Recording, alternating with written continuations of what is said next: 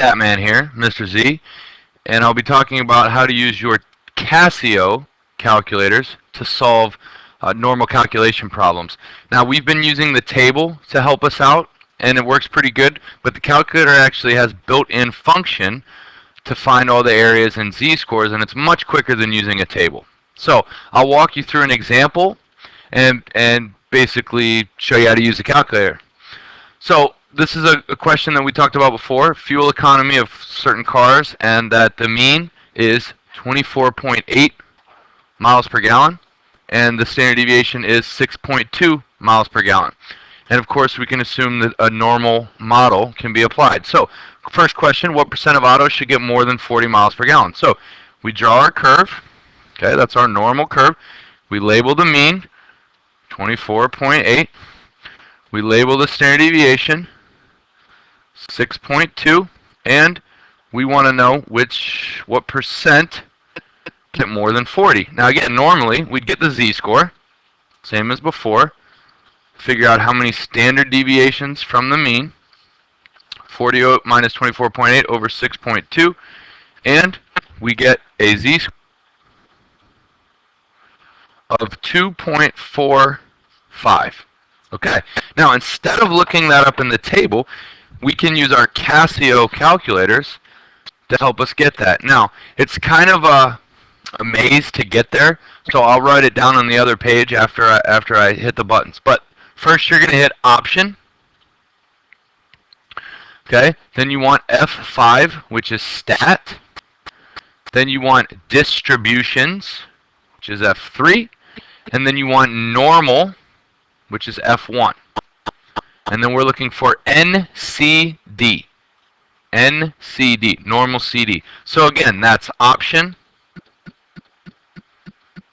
then Stat, then Distributions, then normal CD. And CD stands for Cumulative Density Function. All you have to do is enter in the right numbers. Now, you enter them in as min and max. So, we're looking for the area to the right of a z-score of 2.45. So, 2.45 is my minimum, comma. Now, for our maximum, we're just going to put 1 and a bunch of zeros. You know, we're just picking a really big number. It's kind of infinity, but we're picking a big number. And we hit enter, and boom, we have our area. Now, the Casio unfortunately reports these answers back with a little bit of scientific notation, so we're going to have to do a little bit of work.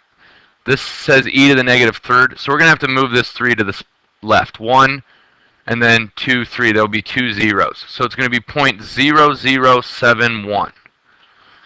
Okay, so the probability that z is greater than 2.45 equals 0.00, I think it was 71.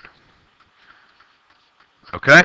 And again, we type in the min and the max. So I'll write that down here. We typed in normal CD, 2.45, comma, 1 and a bunch of zeros. And this, of course, is our area. Very quick on the calculator.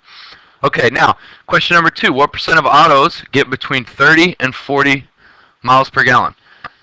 Now again, these in-between questions we've been dealing with are kind of annoying because you have to look up both areas in the table, get both z-scores, and subtract. So we're looking between 30 and 40.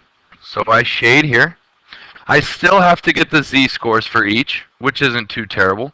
30 minus 24.8 over, again, my standard deviation was 6.2. Okay, and that equals, I get a z-score of, let's see, 0.84. Sorry for the delay. And the second z-score is 40 minus 24.8 over 6.2, which we already have as 2.45.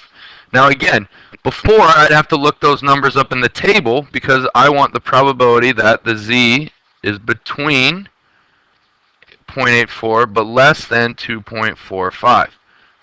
So again, instead of looking that number up in the table, I'm going to type that into my calculator. It's nice that the function stays right there. All right, I don't have to go back through that menu once I did it once. I hit normal CD, and I'm looking from 0.84, comma 2.45, and parenthesis, hit enter, and there's my area, 0.1933, which is, in my opinion, is a lot more convenient than using the table. 0.1933. 0.1933. So that is the answer. That's my area. And again, I typed in normal CD, 0.84 to 2.45. Okay, last problem is an inverse normal problem. Now, this, I think, these types of problems are the easiest, or the best use of calculator, rather. So, you receive a tax rebate if your auto falls in the top 15%. So 24.8 is my mean. I'm giving you the area, so that makes it a reverse problem. The area is 0.15, standard deviation is still 6.2, and I need to find this x. Now, before, I would go into my table and have to find an area of 0.15 and the corresponding z-score, and it's kind of tricky and tedious to find that. The calculator does it very easy. Of my three functions, I have normal cumulative density, that's going forwards. Inverse normal goes backwards. So I'm just going to type in inverse normal, and I see inverse normal CD. Okay? Now, how I type in inverse normal problems, inverse normal CD, I type in the area to the left. Same as before where I would look up the area to the left. So this 0.15 here isn't going to help me. What I need is the 0.85. So I'm going to type in inverse normal CD. I'm going to type in 0.85 and see what I get. So I type in 0.85 and parentheses, hit enter, and boom, voila, there's my z-score, 1.04. So I get a z of 1.04. I still have to plug it into the formula and do a little bit of algebra, but that saves me some time. So again, z equals x minus mu over sigma. 1.04 equals x minus 24.8 over 6.2. And I'm basically going to solve that. I multiply both sides by 6.2, add 24.8, and I get x equals 31.25 miles per gallon. So there's my cutoff. So that is a little lesson on how to use your calculator to save time and be more efficient in solving these problems.